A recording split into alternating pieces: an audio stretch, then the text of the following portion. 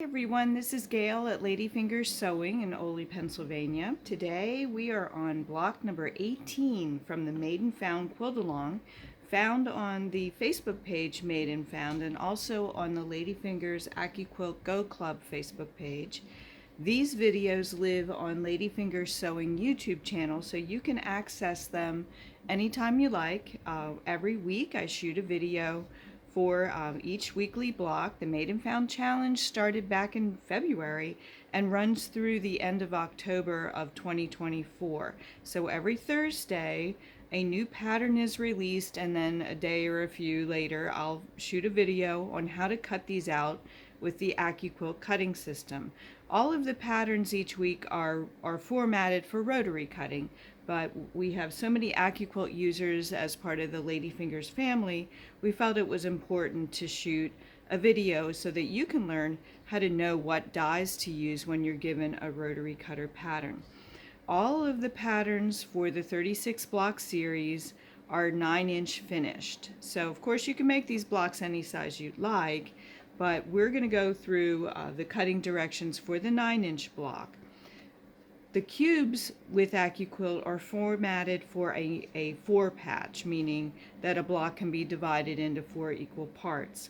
And if this was a 4-patch, we would be using the 9-inch cube to cut out these pieces for a 9-inch block. However, the churn dash block that you see here is actually a 9-patch, meaning that this block is equally divided into 9 segments. As you can kind of see, you could draw a checkerboard through that and see that it's a 9-patch.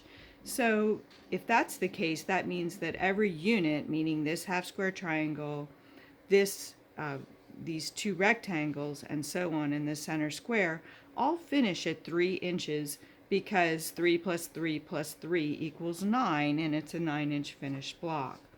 So that means we know that that center is a 3-inch finished square.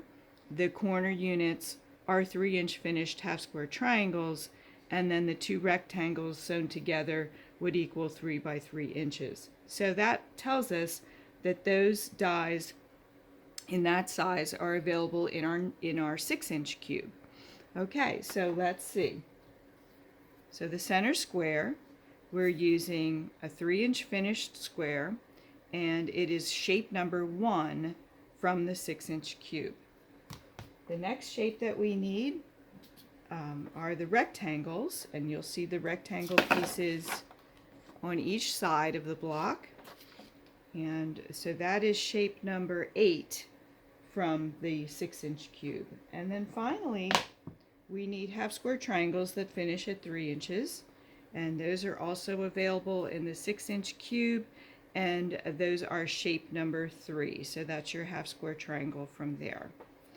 Okay, so let's get cutting. We'll start with the center square, which is color number 1. So we have 2 colors in this block, or we're going to do 2 colors in this block. You color it however you like. So we need 1 center square. And again, you always want to check your grain line. So you can see I have a scrap cut out, and the grain line this way is a bit stretchy. So we don't want that to go into the machine. We want the straight of grain to go into the machine, because then the fabric will not stretch. So I only need 1 layer.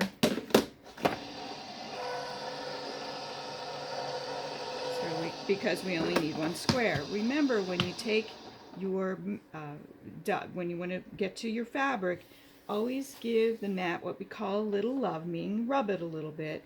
And then when you take your mat off, you want to slide it off instead of lifting. And that will lessen the probability of any kind of static.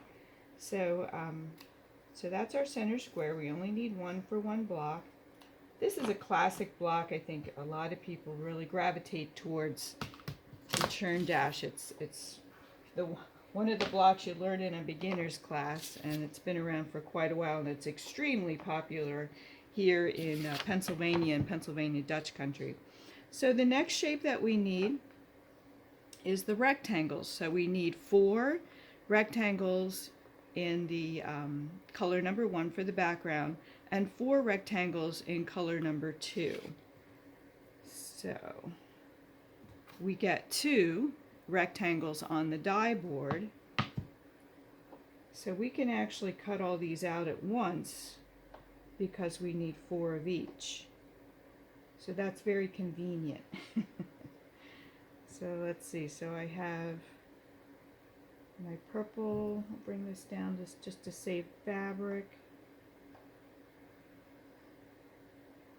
And then 4 in the purple. So we can actually cut all of these out at one time, which is really nice.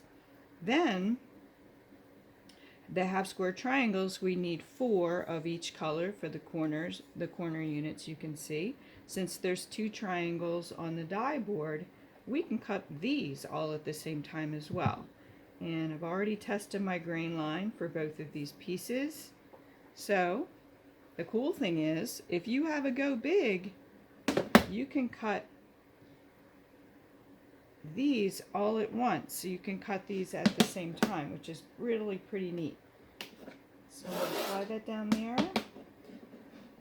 Slide this here.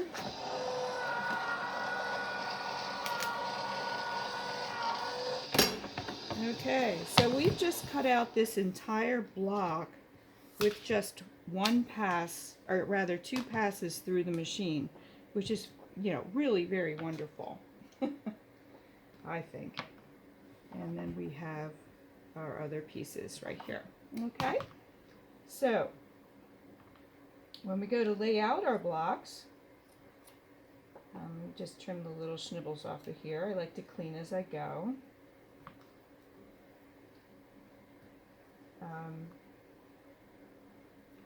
I'm always excited to see what you all turn out with when I see pictures on the Facebook groups. There's Ladyfingers, Accuquilt Go Club Facebook page, and the Made and Found Facebook page, and other designers obviously have their Facebook pages or Instagram accounts or whatever that they're posting, because the other Andover Fabrics designers are also a part of this quilt along, so you want to be able to follow along so that you can see what other people are doing. Okay, so we have all our pieces cut out. We're going to create a 9 patch. This is a super easy block. As I said before, this is very popular. It's how to make a quilt block. So I think the last month or two, or the last week or two, some of the blocks were more difficult. This one is easy peasy because it's just 4 half square triangles and 4 half rectangle units as well. So there's my other triangle. Here it is. Okay, so we have that. And then our rectangles go together this way.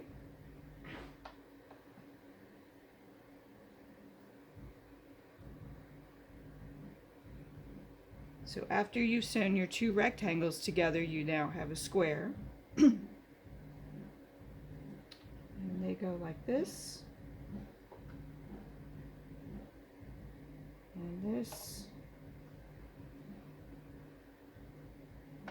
And this one goes in the center.